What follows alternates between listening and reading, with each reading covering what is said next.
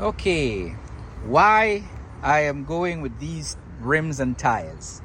Why I chose these and why I what I did with these tires, these wheels.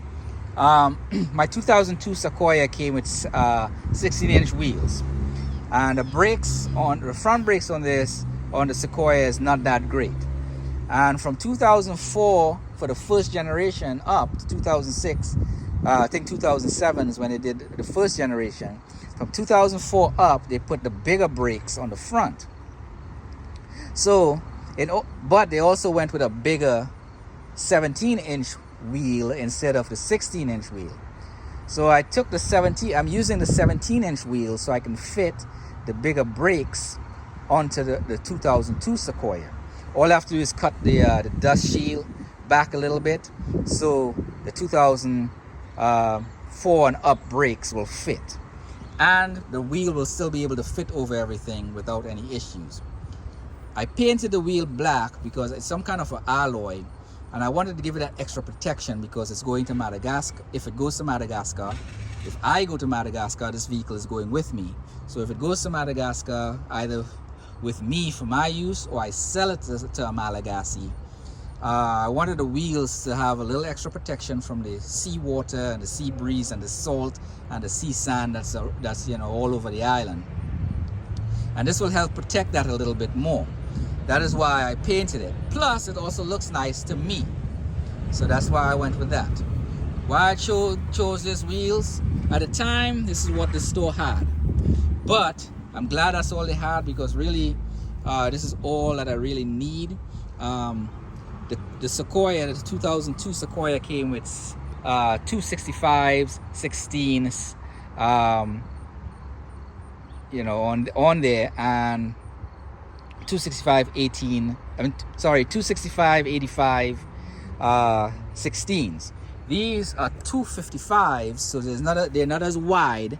They're not as wide. They're 255s instead of 265s, and it's 75 instead of 85. 17. So it's about the same size as the stock wheel overall in diameter. So it'll still turn properly. So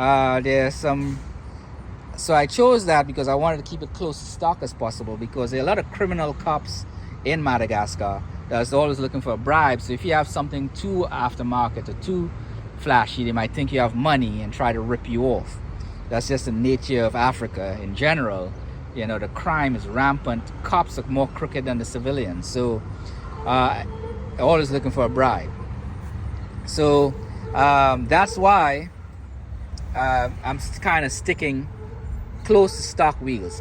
If I find when it's time if I have to move to Madagascar, I could find 265s, 17s with probably like 85s.